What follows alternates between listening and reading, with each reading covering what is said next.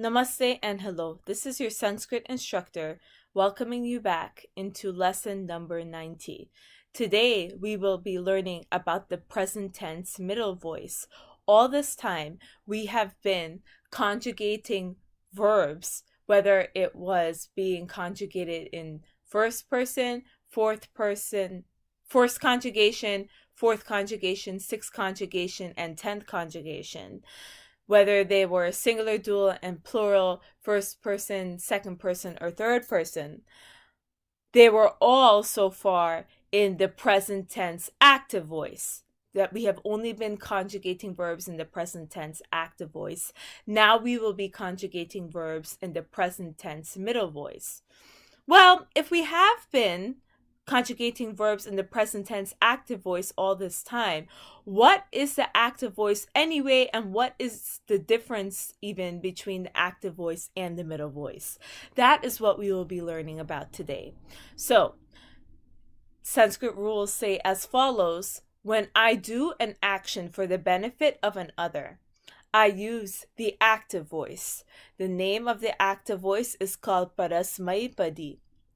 When I do an action for my own benefit, I use the middle voice, which is called Aatmanepadi in Sanskrit. In Sanskrit, the distinction between the active and the middle voice has not been strictly preserved. Going back to the theme that rules are just guidelines. Besides a small number of verbs which can be conjugated in both the active and middle voice, most of the verbs are conjugated either in the active or the middle voice. So, in other words, there are only a few verbs that can be conjugated in both voices. Most of them are either or. In the middle voice, the verbal base is formed according to the rules given previously for the active voice of the first, fourth, sixth, and 10th conjugations. The terminations are only different. So, you're basically following all of the rules for the first, fourth, 10th, and 6th conjugations. The only thing we're changing here are the terminations. And these are the terminations right here for the middle voice. So, first person, singular, dual, and plural. Singular, dual, and plural, first person, is the endings are e, vahe, and mahe. Second person, singular, dual, and plural, the endings are se, ite, and dwe. Third person, singular, dual, and plural, are te, ite, and ante. Here's the similarity between active and middle. Well, almost similar, where you have the and only that in active third person plural you had anti. Here we have ante. So the letter is added to the base for these termination endings. The letter is added to the base before the terminations, becomes a before the terminations. Beginning with ma or va. It is dropped before the terminations that begin with a or a.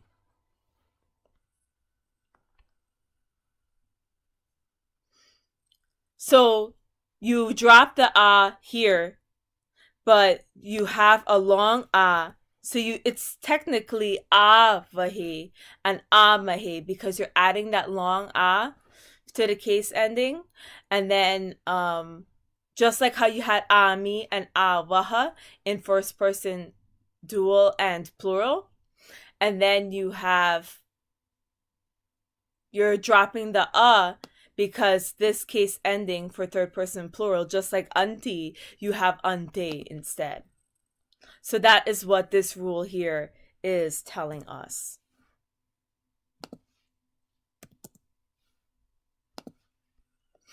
And now, let's get to some examples. So for the first conjugation, if we want to conjugate this in the middle voice, let's take a look at, let's remind ourselves what the first conjugation is about. So we're taking guna of the short medial vowel, we're taking guna of the final vowel, and we're not taking vridhi of the final vowel. We're just taking guna of the short medial vowel, guna of the final vowel, and then we're adding a. So we have mud, to rejoice. Mud takes guna and it becomes mod, just like how it would for first conjugation for the active voice. And then you're going to add your so that you could get your moda. So that's how you end up with moda here. And then you add your case endings. So that's how you end up with moda. Now, to conjugate it in middle voice, third person singular, going back to the table, you have third person singular, your ending is te, so you end up with modate. Okay? So that is he or she, third person singular, he, she, or it rejoices. But this is in the middle voice. Now, fourth conjugation, mun, to think. So fourth conjugation, what are we doing? We're not taking guna of the short medial vowel or the final vowel. We're not taking vridhi. All what we're doing is that we're adding ya and then we're adding the at the end. So we have mun, to think, mun ya, because you're adding the ya at the half ya and the so you end up with man ya.